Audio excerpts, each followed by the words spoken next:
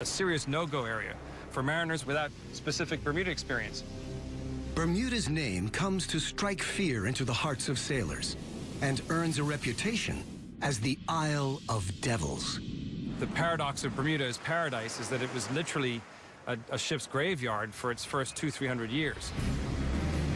As custodian of the wrecks, Philippe Rougat tracks and monitors Bermuda's historic shipwrecks. And there are plenty to keep him occupied. In fact, these waters may have claimed up to 300 vessels. Why have so many ships perished in these crystal clear seas, so close to land? Philippe sets out to visit several wrecks that could shed some light on this mystery.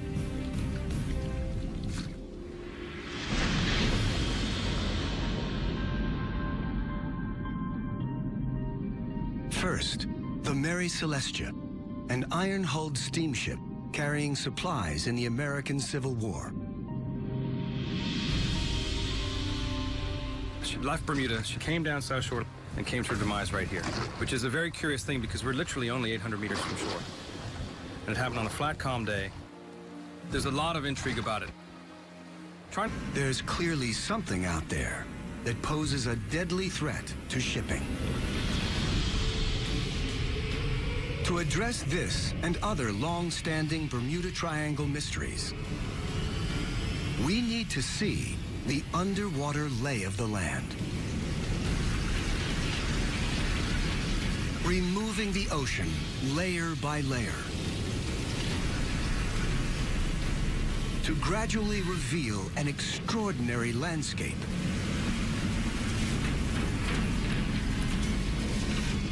Never seen before.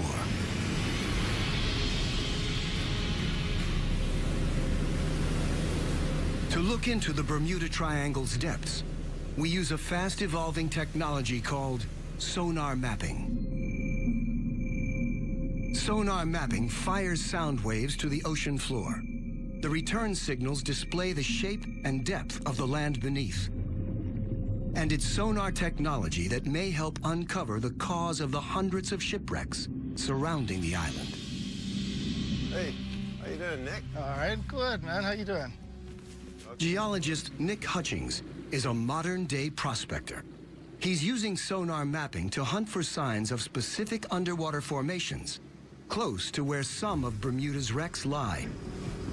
Turn up and then run straight. What we're looking for are mineral deposits, and they could be in the form of extinct vents, hydrothermal vents, known as black smokers.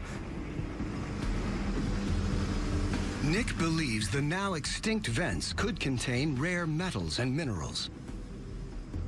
We would be looking at gold and copper. And with the crusts, there you're looking at platinum, cobalt, nickel, and particularly the rare earths. And the rare earths are important now because they're vital to all of our modern technology.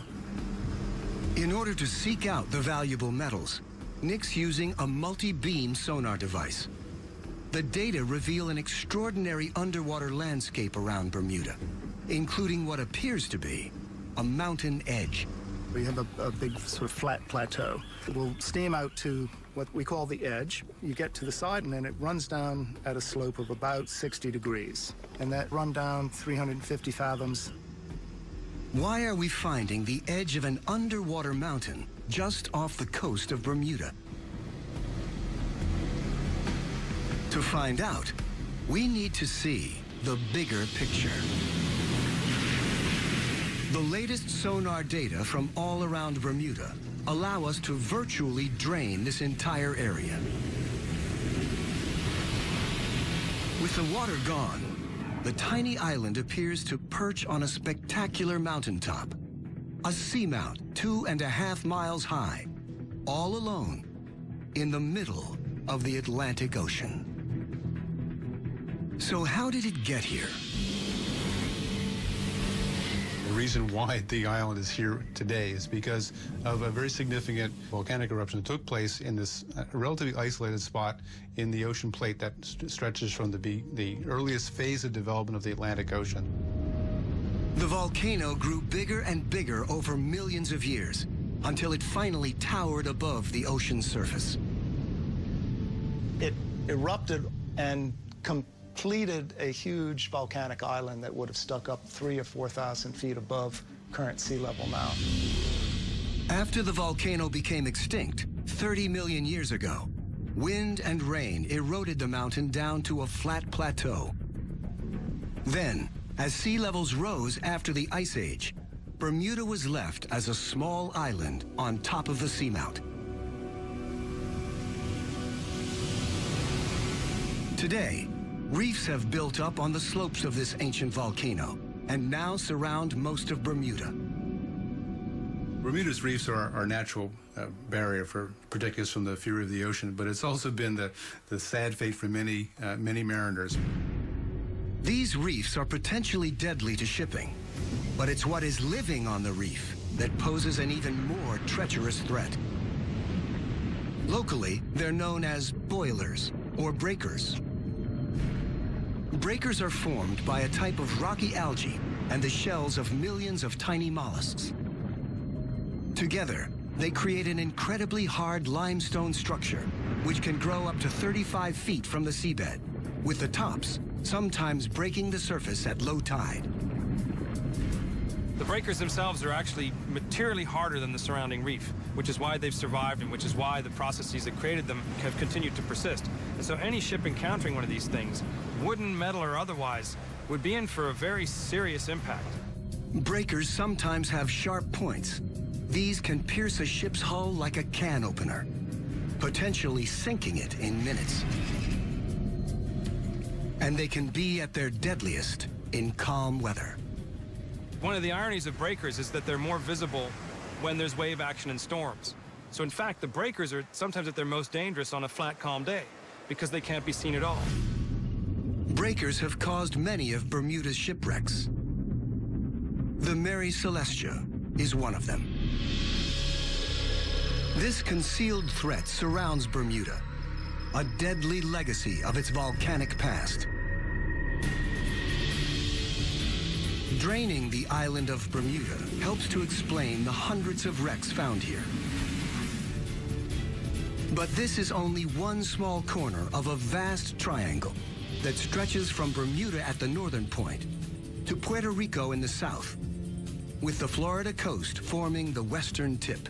And a World War II-era flight out of Florida may be the best known of all the Bermuda Triangle myths, Flight 19, the Lost Patrol. Now, a dive team prepares to go in search of an aircraft involved in the baffling events of that day. As we drain deeper, new discoveries may finally help solve this mystery. December 5th, 1945. 5 Avenger torpedo bombers take off from Fort Lauderdale Naval Air Station in Florida. Flight 19, as it's codenamed, is a routine navigation training mission along the Atlantic coast. In command is U.S. Navy Lieutenant Charles Taylor, a highly experienced airman. He's led dozens of training missions, but is unfamiliar with this particular stretch of coast. Midway through the mission, things start to go wrong. Lieutenant Taylor reports trouble with his compasses. With the weather deteriorating fast, they're soon hopelessly lost. A PBM-5 Martin Mariner sets out on a rescue mission to locate the flight and guide the pilots back home. The Mariner calls in a routine message. After that, it's never heard from again. No wreckage has ever been recovered from Flight 19 or the Mariner rescue plane. All kinds of weird and wonderful theories have been put forth to explain the disappearance of these aircraft, from alien abductions to the effects of an electromagnetic fog. It's more likely the pilots simply got lost, ran out of fuel, and had to ditch somewhere over the ocean. The Mariner and Flight 19 ran into trouble somewhere in the area surrounding the Bahamas. For the first time, it's possible to drain this area to the seabed, around 3 miles down. Draining reveals a vast, featureless underwater zone known as the Abyssal Plain. It's like a gigantic underwater desert, and easy to see why the aircraft have never been recovered. But now, 70 years later, we may finally be close to finding the Martin Mariner rescue plane.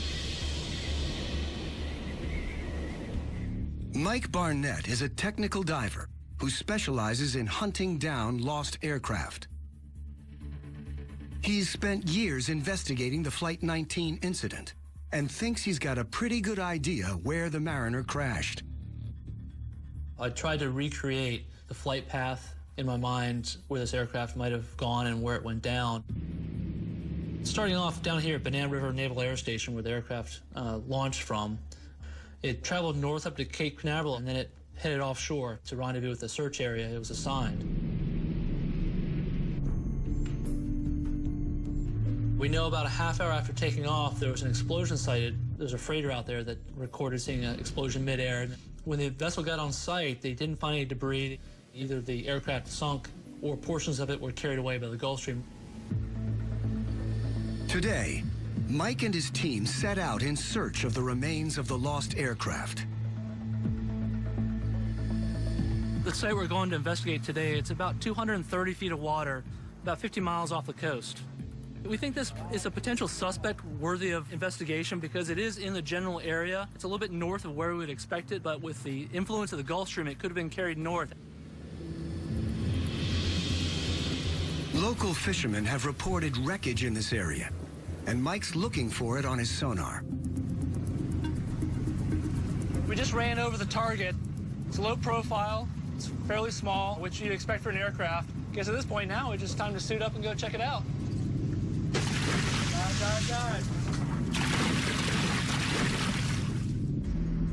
The target's more than 220 feet down. Mike thinks it could be a plane, but he can't yet tell whether it's the Mariner.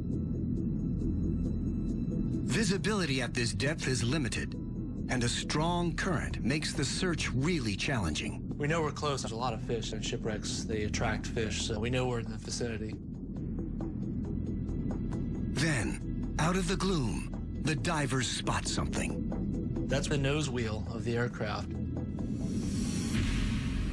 And just a stone's throw away, the rusted fuselage of a large aircraft. As an aircraft wreck site, this is quite interesting. You have a lot of intact structure there. Typically, over time, these aircraft are just bits and pieces on the seabed. So to see something like this is quite spectacular. Could this be the wreckage of the Mariner rescue plane? The next step is to record any evidence that might identify the aircraft. They spot pylons along the wings, which look like they could have been mounts for pontoons.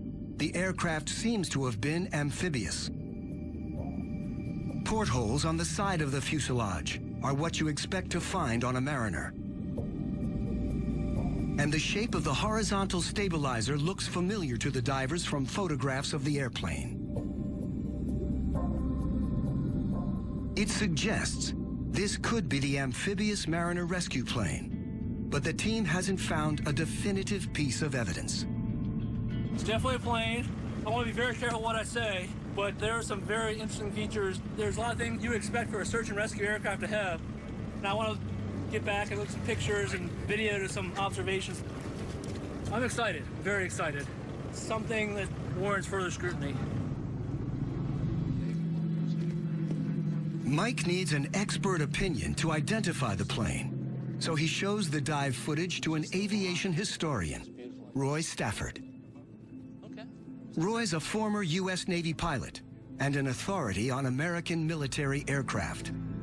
This is the very start of the dive. We've made our way to the bottom, and we're heading up current to find the wreck. And As you can see, we're starting to see some debris come into view here. We originally were diving this with the hopes of finding the PBM-5 Martin Mariner, but as we're cruising around the site looking at some of the features, we're seeing things that are inconsistent with that, and so we're kind of left with the question, what aircraft is this?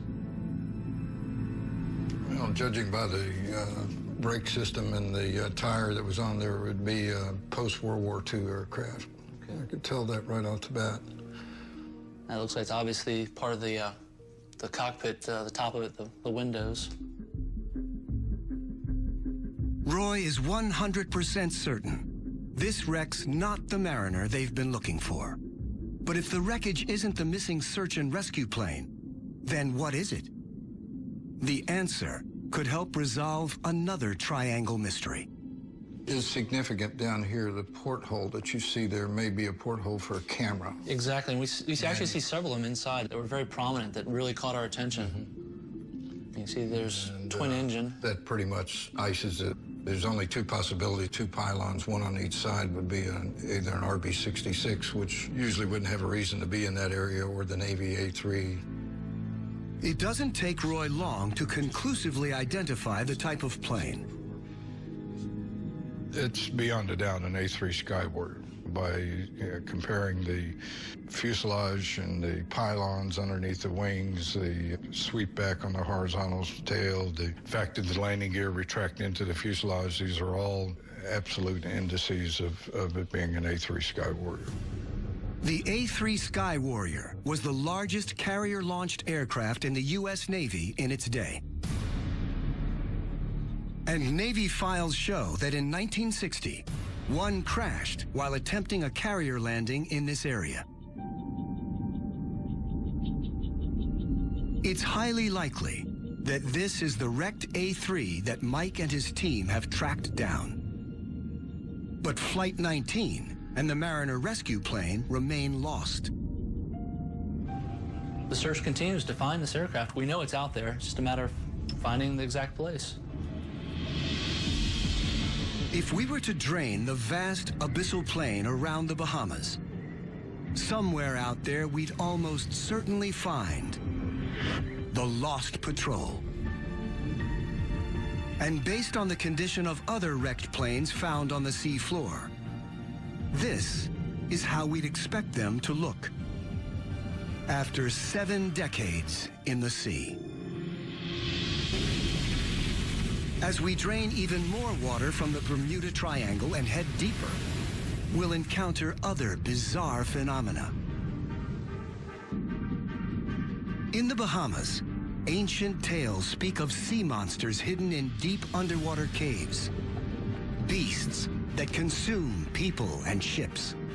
Now scientists are uncovering the extraordinary truth behind these legends.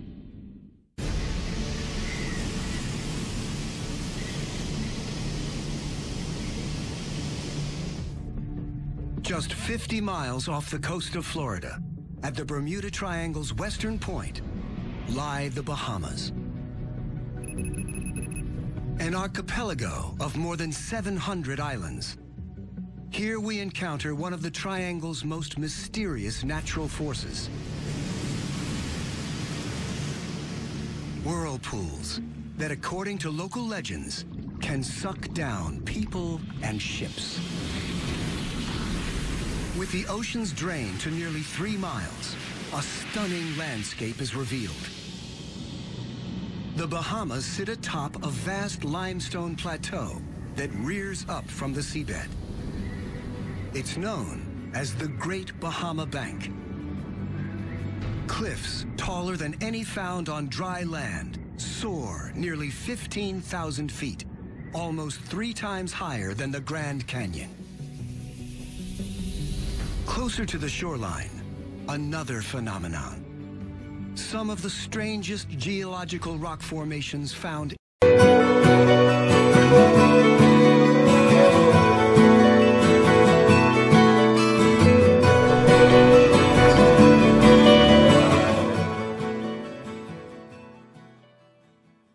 anywhere in the world. They're called the Blue Holes.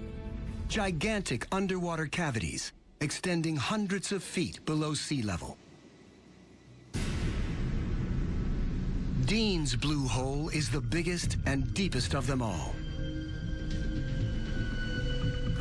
Tom Iliff is one of the world's leading blue hole experts and well aware of the dangers. There have been instances where people get too close to the edge, and there's a very steep slope of sand that drops down into the blue hole. If you're not careful, one step over the ledge and you go sliding down into it. Over the years, Dean's Blue Hole has claimed several lives. Locals tend to keep their distance, warned off by some alarming supernatural tales. In the Bahamas, there's a lot of stories and folk legends pertaining to blue holes. One of them is that there's a monster called the Lusca that lives down in the blue hole, and the water coming in and out is actually the Lusca, this monster, inhaling and exhaling water. There's stories of ships coming in close to the blue hole and actually being sucked down by the inhalation of Lusca. Incredibly, Tom has observed whirlpools at Dean's Blue Hole, just like those spoken of in the legends. When the tide's been going in, I've seen as many as 3 vortexes or whirlpools simultaneously sucking water down into this cave.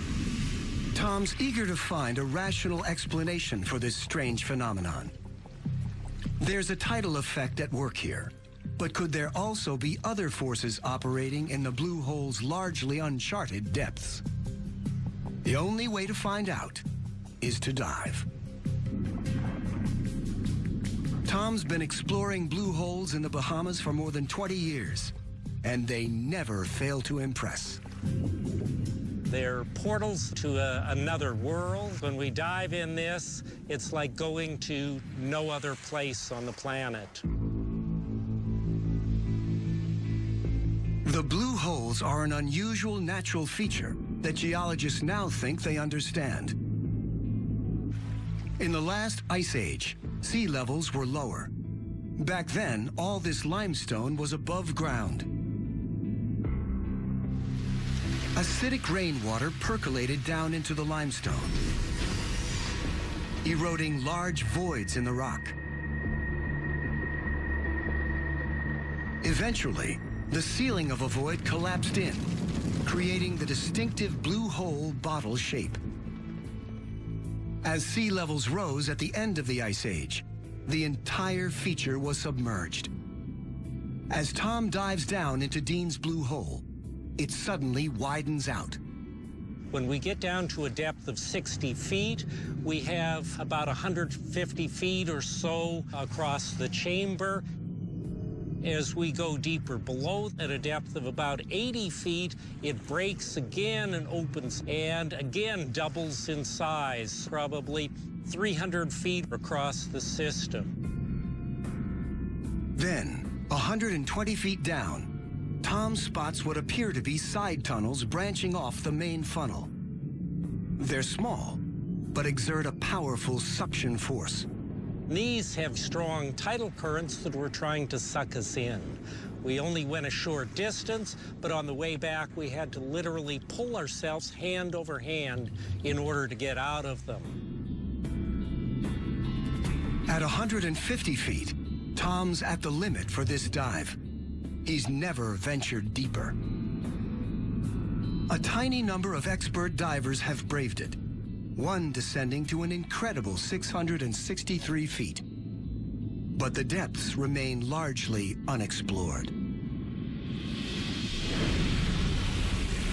Yet we do know enough to drain Dean's Blue Hole,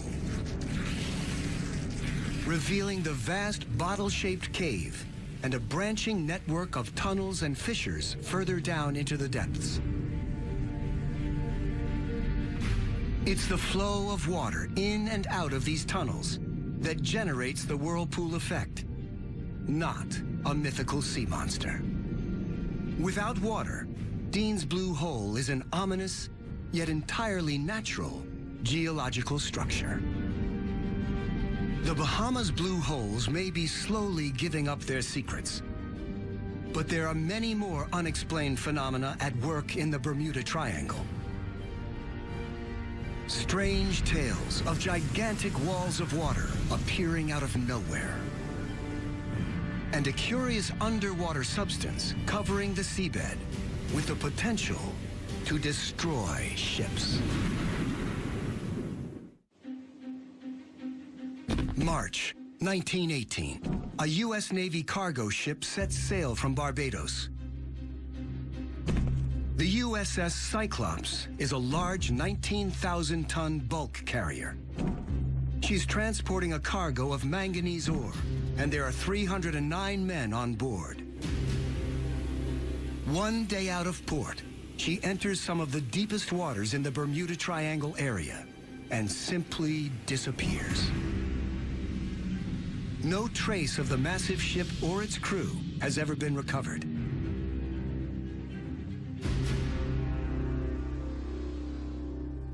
For Marvin Barash, the story's linked with personal tragedy. My great-uncle, Lawrence Merkel, was a fireman on board the ship. He was in his early 20s, and he was among the 309 lost. Typically, when ships are lost, something is found. Whether it's part of a lifeboat, whether it's some cargo, some piece of wreckage, something turns up eventually. In her case, nothing. The absence of any scrap of wreckage soon gives rise to some wild theories. All kinds of bizarre stories came out. There was a Washington, D.C. newspaper that claimed that she had been taken over and had been turned into a pirate ship and was running in Amazon waters. Others were saying that she had been taken over by a German submarine, even as far as gigantic sea life, like octopus. There were some pictures of such incidents in some newspapers across the country. Marvin has devoted his life to finding out what really happened to the Cyclops.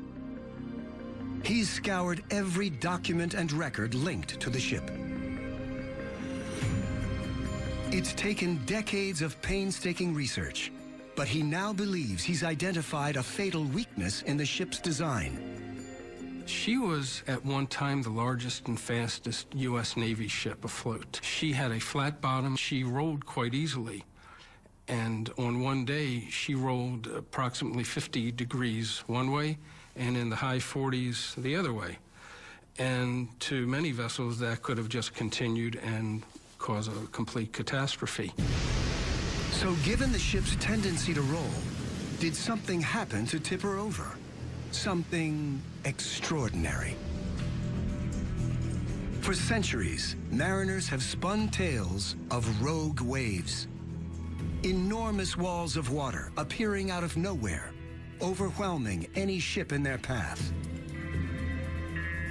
The idea of rogue waves has been the thing of legend for many, many hundreds of years. Mariners come back reporting having seen these waves, having experienced and survived these rogue waves. According to Dr. Simon Boxall, these old tales can no longer be ignored. By using satellites, we can observe the entire world in a few days.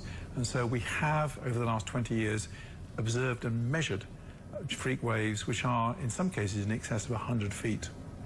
So they do exist. Supersized waves have occasionally been captured on film. This one, in the winter of 2012, slammed into an emergency response vessel in the North Sea.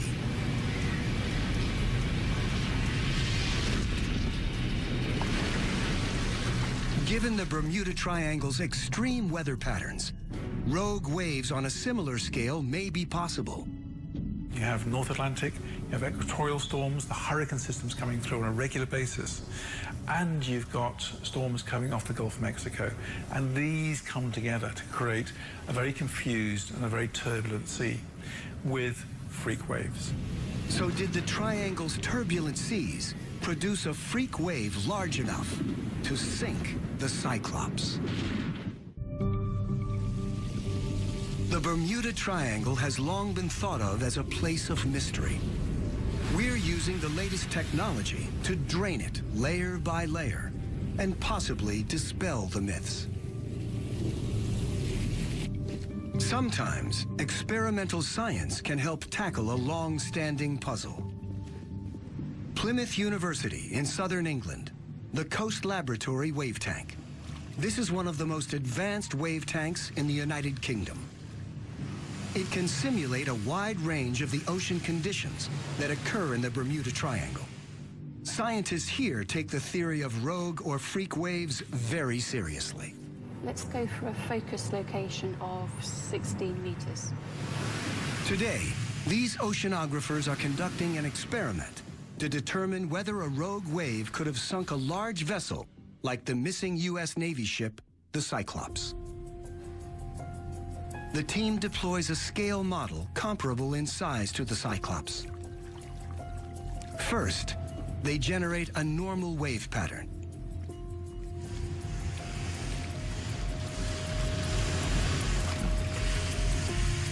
With waves the equivalent of 25 feet high, the vessel remains stable. But when they simulate the impact of two storm fronts converging, there's soon interference in the wave pattern. And suddenly, as if out of nowhere, a rogue wave. It's the equivalent of a wave more than 50 feet high, and its impact on the scale model is clear.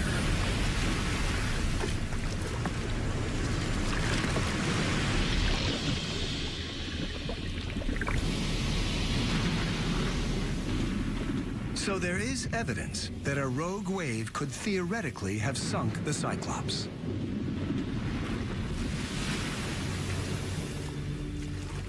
But there's another bizarre phenomenon that could explain the loss of the ship. On the seabed, at depths below 1,100 feet, deposits of a strange, milky, waxy material can be found.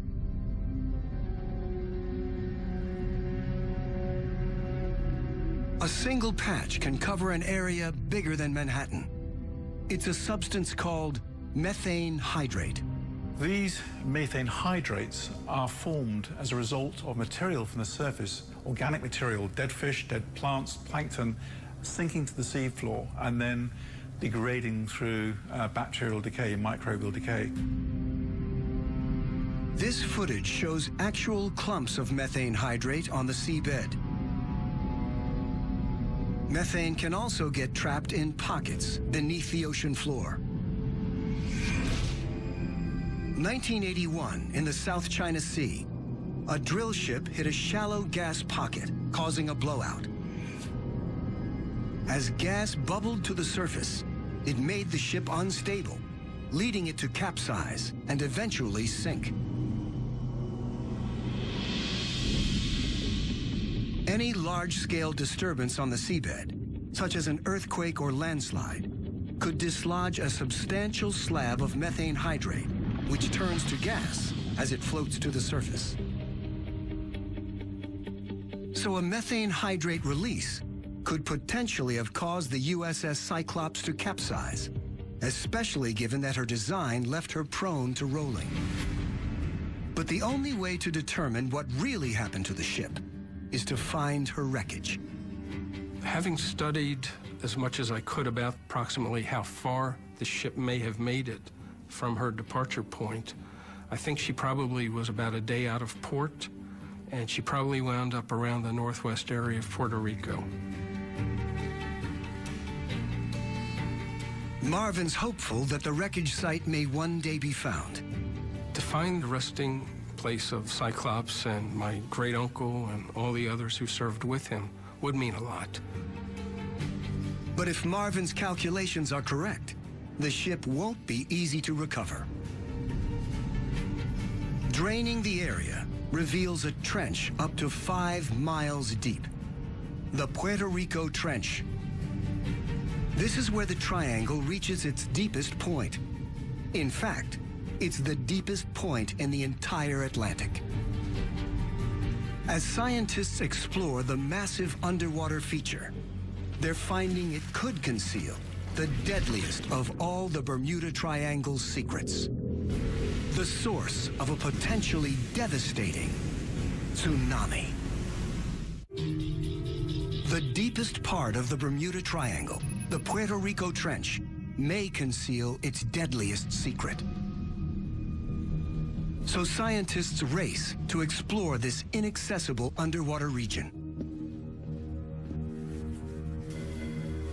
Here, in the National Geographic Society's remote imaging laboratories, they've developed a radical new technology for filming the deep ocean. It's called DropCam. Perfect, good to go. After years of development, lead engineer Eric Birkenpass tests his camera in the ocean off Chile. It's unpowered. A heavy weight pulls the camera down. There was still a lot of butterflies in our stomach when we actually threw it over the side into the real ocean. When the team deploys it in the Puerto Rico Trench, it takes an hour and a half to travel the 5 miles to the bottom. It's programmed to spend several hours more on the ocean bed, then resurface and transmit its position. There's a huge sense of relief when you first hear that VHF beacon on your radio transmitter and you see that satellite fix. These are among the first images from the bottom of the Puerto Rico Trench, 5 miles straight down. The Deep Sea Imaging Project has given us a window into one of the great unexplored regions of planet Earth. But their images are a series of snapshots, capturing an area of just a few square feet at a time. In order to drain the whole Puerto Rico Trench, we need much more data. U.S. Geological Survey scientist Yuri ten Brink is attempting to map the entire feature and believes there's a pressing need to do so. We started researching this trench because it is very similar geometrically to the Sumatra Trench, where the 2004 Sumatra earthquake and big tsunami happened. And that was a big worry here because a magnitude 9 earthquake on the Puerto Rico Trench can unleash a tsunami that will hit the U.S. East Coast and even Europe. Yuri's team deploys remotely operated underwater vehicles called ROVs to scan the trench and assess the tsunami threat level. The ROVs fire sonar pulses to obtain as accurate a readout as possible. Their 3D mapping reveals the sheer sides of vast underwater canyons. In some of the valleys and rifts, there are sometimes walls that can be like 1,000-meter high or something like that. Geologists have long known the trench formed as the edge of the North American tectonic plate moved underneath the Caribbean plate and simultaneously slid against it. But what the new data suggests is that this could be prime underwater landslide terrain. They can move rocks in areas that are many hundreds of kilometers squared, size of big cities and more, actually. The thickness of the rocks can be 200 meters or more, so you are talking about altogether 10, 20 kilometer cubes sometimes. So an underwater landslide on this scale might potentially threaten the eastern U.S. with a tsunami, just as Yuri feared. You think of Boston, of Charleston, of Baltimore, and you think of all the nuclear power stations that are along the coast. And so you have to prepare for it.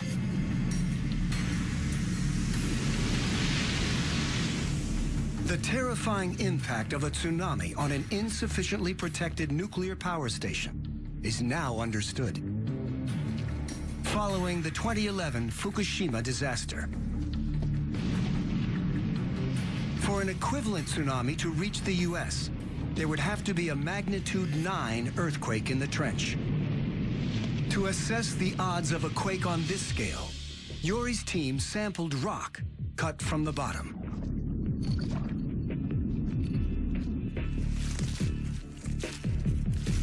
Back in the lab, they were able to reach conclusions about the threat to East Coast residents and those living closer to the trench.